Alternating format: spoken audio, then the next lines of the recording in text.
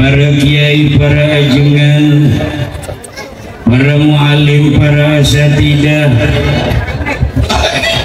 guru kita bersama Kiai Haji Yusuf Mubarak, guru kita bersama Ketua Majelis Ulama Indonesia Kecamatan Cinangka, Ketua MWC NU Kecamatan Cinangka, yang saya banggakan Ibu Camat Kecamatan Cinangka, Ibu Kepala Desa atau Bapak Kepala Desa, Ketua Panitia Kori kita yang luar biasa, para kiai-kiai yang lain yang tidak dapat saya sebutkan satu persatu, namun insya Allah tidak mengurangi rasa hormat saya kepada beliau. Yang berbangga, yang berbahagia, ibu-ibu yang hadir semuanya, baik yang di depan saya, yang di samping kanan saya, yang di samping kiri saya, yang di belakang saya, semuanya insya Allah akan dicatat sebagai pecinta Nabi besar Muhammad. Semuanya akan bersama Rasulullah Muhammad di dalam surga, amin Allahumma. Semuanya akan Allah ampuni segala dosa-dosanya, akan Allah terima amal ibadahnya. Yang hadir di sini semuanya, yang duduk di bangku, yang duduk di bawah, ya Allah angkat derajatnya. Yang ada penyakit di badannya, yang nampak maupun yang tidak nampak, ya Allah bibarakati hadzal maulidis syarif, semuanya penyakitnya diangkat oleh Allah. Kalau ada anak perawan yang belum nikah ibunya, ya Allah puyeng anaknya belum kawin-kawin, ya Allah dengan barakah maulid ini segera dapatkan jodoh yang baik yang soleh, amin. Yang kaya raya, yang bisa ngaji, amin. Amin. Apabila ada janda-janda juga yang gak laku-laku, yang udah berak, ya Allah lakukan, amin. Semoga dapat suami yang saleh, amin. Anak-anak, ibu-ibu, bapak-bapak yang lagi pesantren jadiin kiai, ya Allah, amin. Bertahi mondoknya, ya Allah, amin. Suaminya yang gak punya duit kaya raya kan, ya Allah, amin. Biar dia bisa membelikan kalung 200 gram untuk istrinya, ya Allah, supaya suaminya bisa beli sawah, ya Allah. Suaminya mudah-mudahan bisa beli mobil Fortuner, ya Allah, amin. Bisa juga kawin lagi, ya Allah, amin. Amin ya Rabbal alamin. Lain diaminan, tadi aminan, hari loba duitna diaminan, sehat badana diaminan, nambah deui mah ente. Nyarana eta doana pala pilih. Siapa ibu? Ibu, Bu, hayang boga minantu kiai, hayang teu, iya kiai, Yusuf kiai, Ketua MWC NU kiai. Eta mah geus boga pamajikan. Zaman ayeuna hese. Neangan minantu nu soleh eta hese kabina-bina. Hese pokona mah. Geus anu aya bae. Nu penting soleh, nu penting make samping. Kamu deui anu kieu make imamah jeung make sorban. Eta mah lain soleh-soleh deui.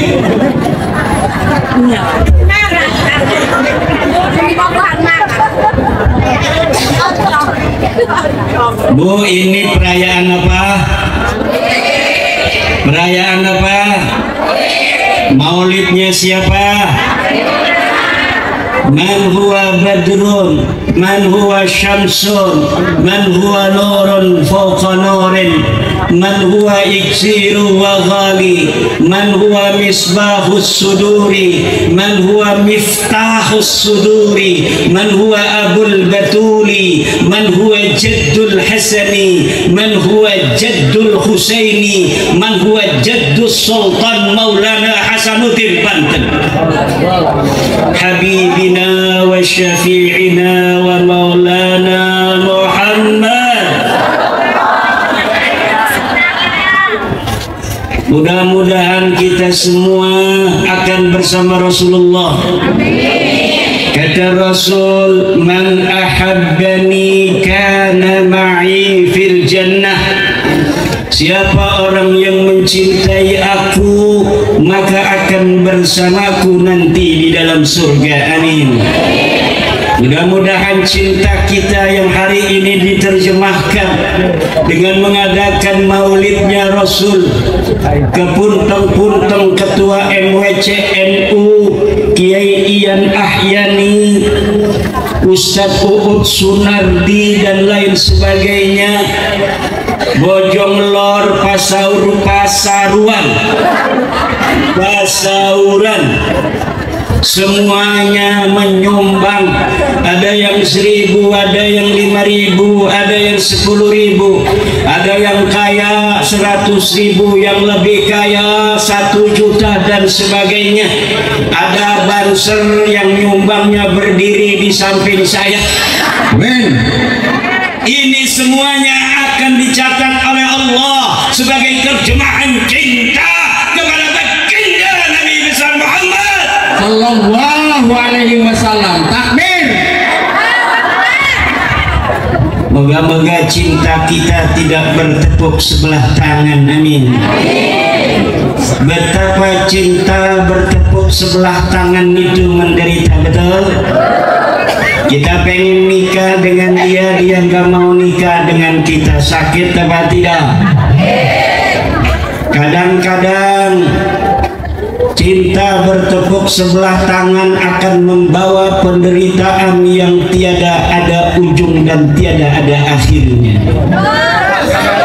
Zaman dulu, Ibu, ada orang yang menyatakan cinta kepada Allah, langsung ditolak oleh Allah dalam Al-Quran. Ada orang menyatakan cinta kepada Allah, langsung ditolak oleh Allah dalam Al-Quran. Wa qalatil yahudu wan nasara nahnu abna'ullahi wa ahibba'uh qul falima yu'adzibukum bidunubikum bal antum basyarum mimman khalaq. Ini ayat penolakan cinta dari Allah kepada orang-orang Yahudi dan pada orang-orang Nasrani. Orang-orang Yahudi dan orang-orang Nasrani mengatakan bahwa kami adalah anak-anaknya Allah, kami adalah habib-habibnya Allah. Katakan Muhammad, kalau mereka anak Allah, kalau mereka habib-habibnya Allah, falima yu'adzibukum bidunubikum, maka karena apa Allah menyiksa mereka dengan sebab dosa-dosa mereka.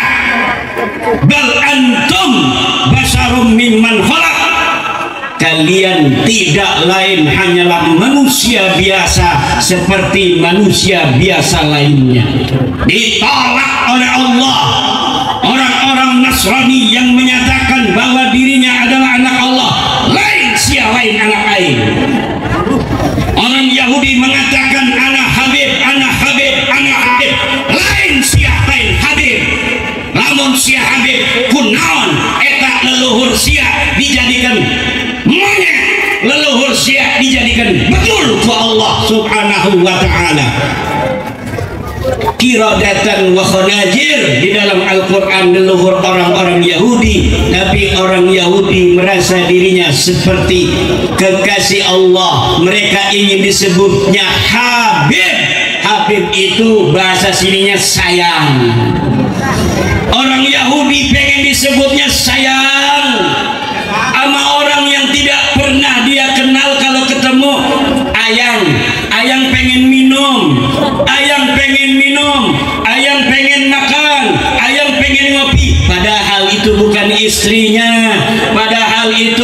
bukan suaminya, itu bukan keluarganya, tapi dulu orang-orang Yahudi pengen dipanggilnya sama siapa saja, ayang, beb, bib. Bib itu ayang, Habib itu sayang.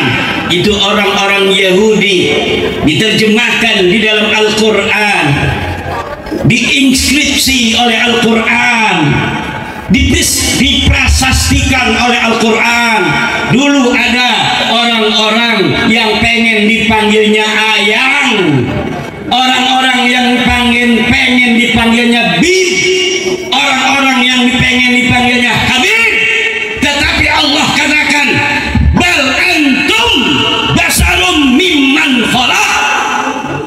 Tidak lain kalian manusia-manusia biasa, sama dengan orang-orang lainnya. Qul balima yu'adzibukum bidunubikum. Hei orang Yahudi, kalau kalian merasa bahwa kalian adalah orang-orang yang dicintai Allah, kenapa Allah menyiksa kalian dengan sebab dosa-dosa kalian? Kenapa leluhur-leluhur kalian di bumi hanguskan?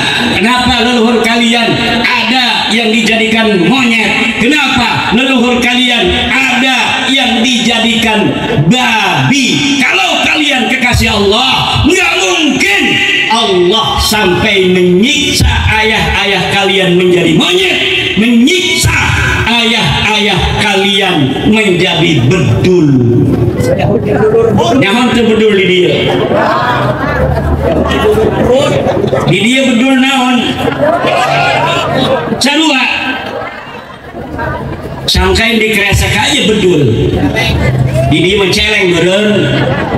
Ayah bagong. Jelma-jelma Yahudi ibu-ibu dijadikan bagong ku Allah. Naon mana dijadikan bagong?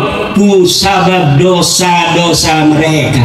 Nah, kalau mereka merasa Habib-Habibnya Allah, kekasih-kekasihnya Allah, merasa doa-doanya terkabul, kenapa negara mereka selalu kekeringan? Kenapa mereka negaranya tidak damai-damai? Kenapa perang selalu perang di negara orang-orang yang merasa dirinya sebagai Habib-Habibnya Allah, kekasih-kekasihnya Allah? Katanya keramatnya hebat, bisa ngislamin orang yang ada di dalam kubur, sudah mati bisa masuk Islam. Keramatnya orang-orang sana. Coba lalu siap keramatnya hebat. Perang di negara Sia, erangkan. Udah ngomong akur-akur baik, cicing. Ngopi doang maneh mah. Kok saya bisa bahasa Sunda di sini? Biasanya saya nggak bisa bahasa Sunda, Bu. Kaumpekan. Iya, keasupan ya Yusuf. Abi tadi ke mobil, keasupan khadam ya Yusuf ngomong Sunda ya. Hari geus kieu mah kudu menang ti Sunda hiji. Siap ibu-ibu. Ibu-ibu siap. Ini dancer ketawa melulu. Ada orang yang katanya keramatnya luar biasa, tasarrafa fil qaul, bisa untuk menjadikan segala apa saja di dunia ini di bawah kehendaknya. Ada yang bisa untuk salat jenazah padahal dia udah mati. Ada orang mati di dunia, dia ikut keluar dari kuburan lalu salat jenazah. Ada orang yang lagi ribut, dia tahu dalam kuburan, dia keluar dari kuburan, katanya mendamaikan orang yang ribut. Ini di dalam sejarah doktrin mereka, orang-orang yang mengaku dirinya sebagai Habib, sebagai pecinta, orang yang dicintai, mengajarkan doktrin-doktrin yang tidak punya dasar dari agama Allah, tidak punya dasar daripada Al-Quran, tidak punya dasar daripada Al-Hadis, tidak punya dasar dari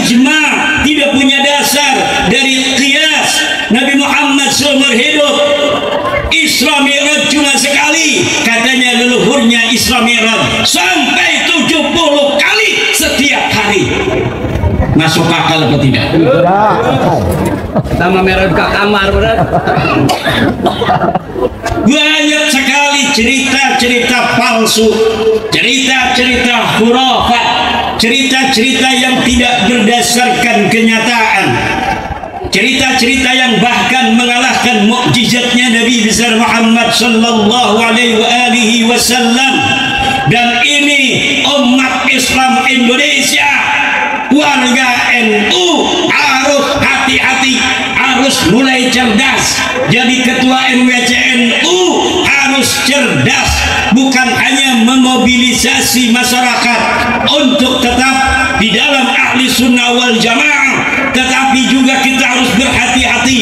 Banyak sekarang orang yang mengaku ahli sunnah wal jamaah, tetapi tujuannya adalah untuk menyesatkan umat Islam dari siratal mustaqim, dari ajaran para nabi, dari ajaran para wali, dari ajaran para sahabat, dari ajaran wali songo.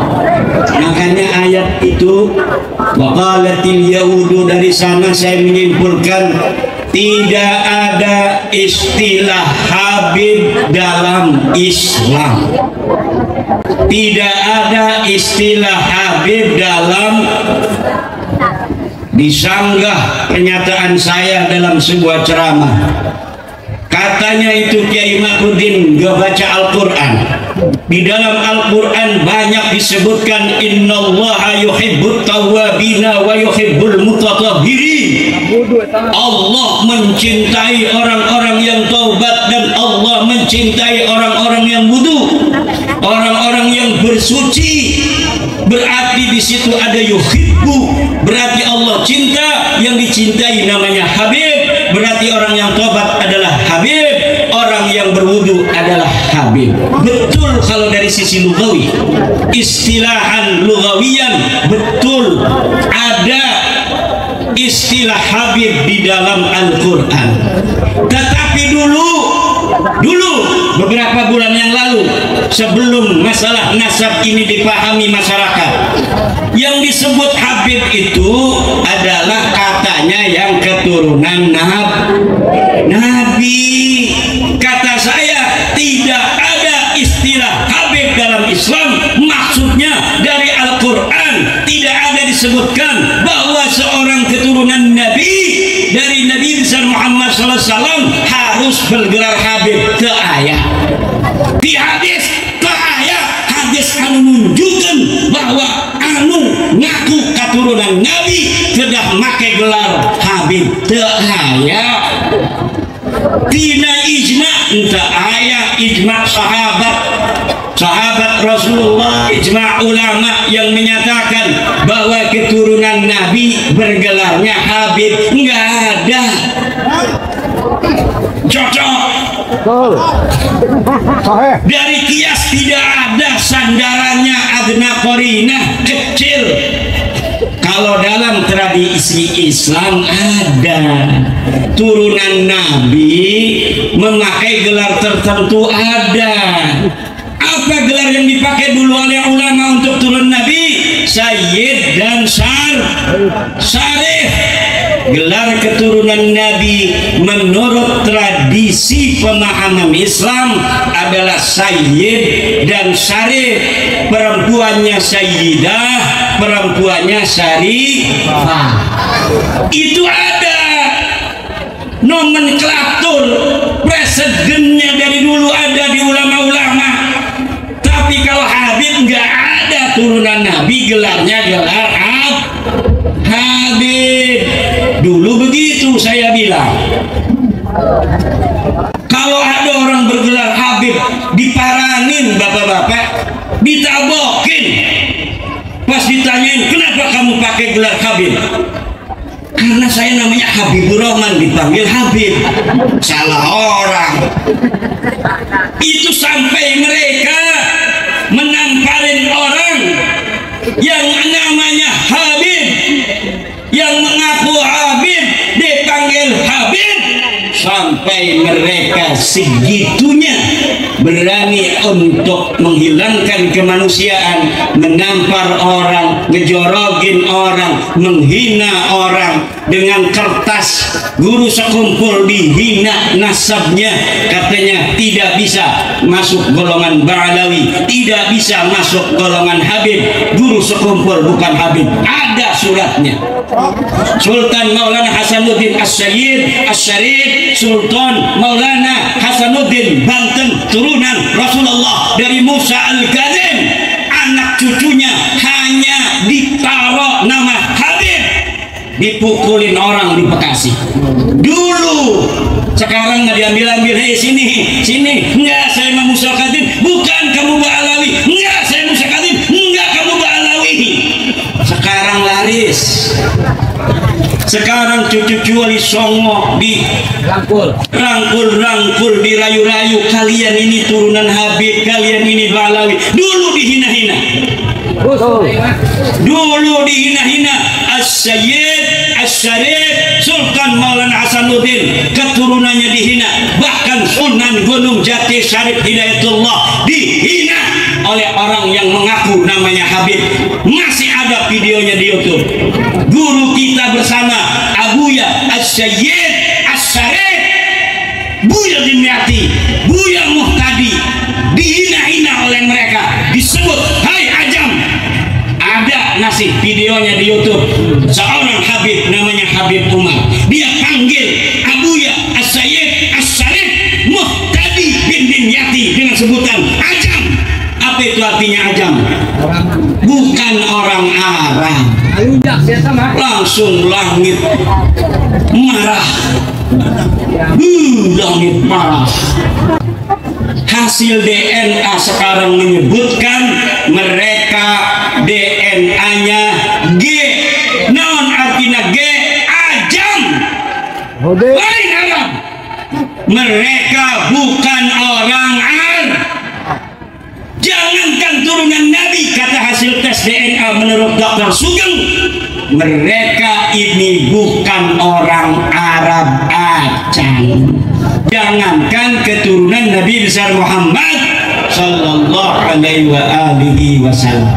Maka dulur-dulur, dengan maulid ini mari kita, semua sudah berlalu, semua kita sudah tahu, tapi kita tidak punya dendam. Kita ingin kita bersama-sama, ayo hidup seuyunan, betul? Saling hormat menghormati. Dulu kita dihina, kita tidak ngapa-ngapain, betul tidak? Hanya saja ketika hari-hari ini banyak sejarah-sejarah yang dirubah, kita takut anak cucu kita nanti dia tidak tahu sejarah yang asli. Anak cucu kita nanti sejarah bangsanya melenceng kemana-mana, tidak sesuai dengan faktanya. Ayo kita hidup bersatu, ayo kita hidup seuyunan, tapi jangan ada lagi kata-kata orang Indonesia yang laki-laki ganteng tidak boleh kawin dengan perempuan dari satu golongan, golongan manapun. Kalau misalnya kita ngadu nasab, turunan Sultan Hasanuddin bukan hanya turunan Nabi, tapi turunan raja-raja. Kalau yang sekarang ada, Banten itu 17 raja, 17 sultan. Kalau dia turunan raja terakhir tahun 1808, maka dia dari Banten saja keturunan 17 raja. Kemudian dari sebelum Banten, yaitu ketika Pajajaran, Raja Siliwangi yang kelima, Siliwangi keempat, ketiga, kedua, kesatu, kemudian kerajaan Galuh, kemudian kerajaan Sunda, berapa raja, kemudian kerajaan Mojopahit, karena Kesultanan Banten juga adalah cucu daripada Demak Bintoro. Karena apa? Karena Sultan Maulana Hasanuddin mempunyai istri Nyai Ratu Purnama Sidi, putra daripada Raden Patah Demak. Raden Patah Demak adalah putra daripada Raja Majapahit terakhir, namanya Brawijaya V. Jadi keturunan Banten adalah keturunan para raja-raja Majapahit.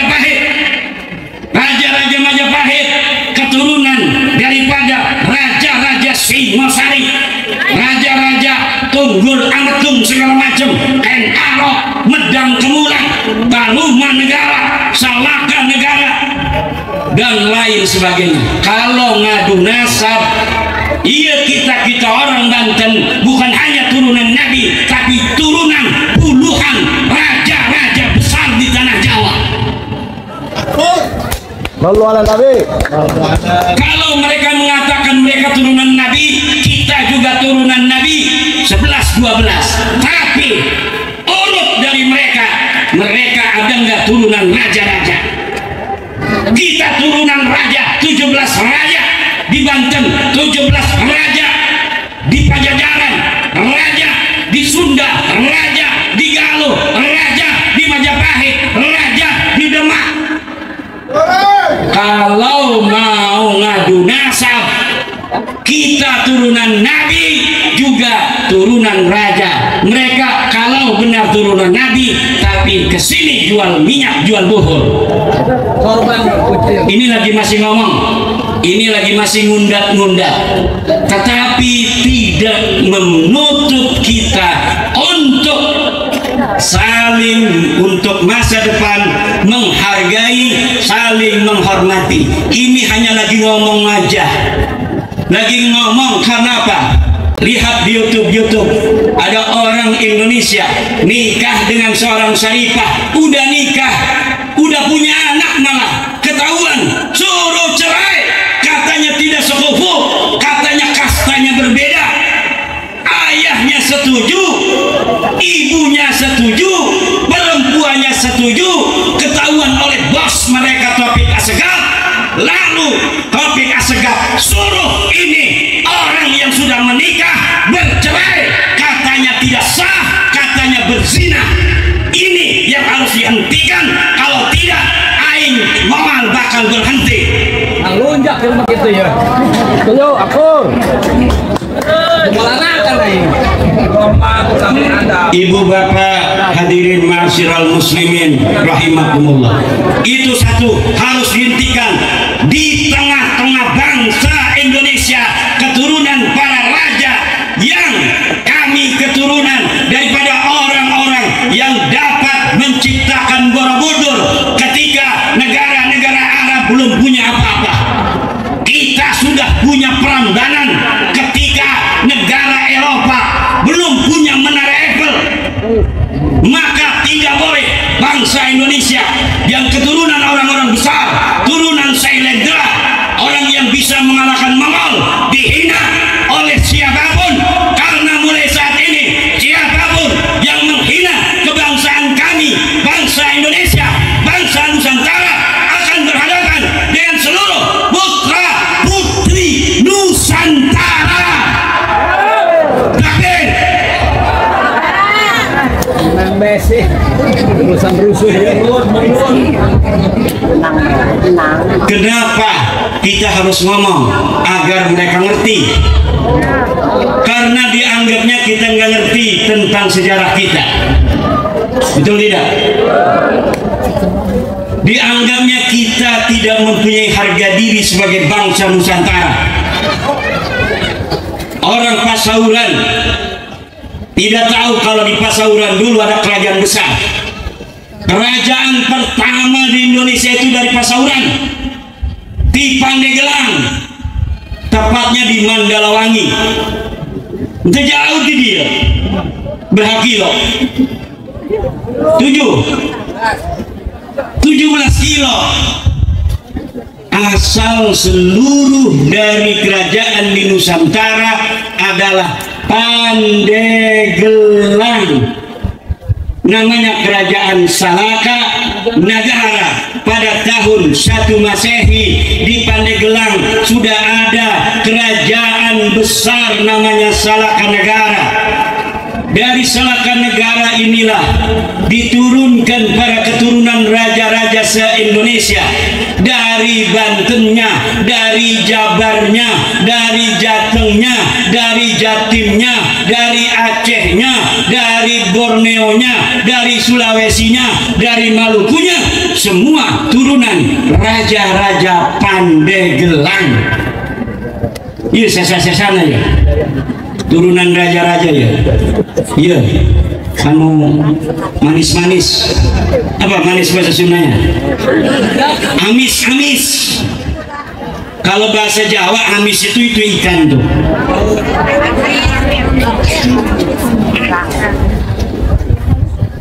Turunan raja-raja harus ingat dia turunan raja, tetapi tidak boleh sombong. Betul?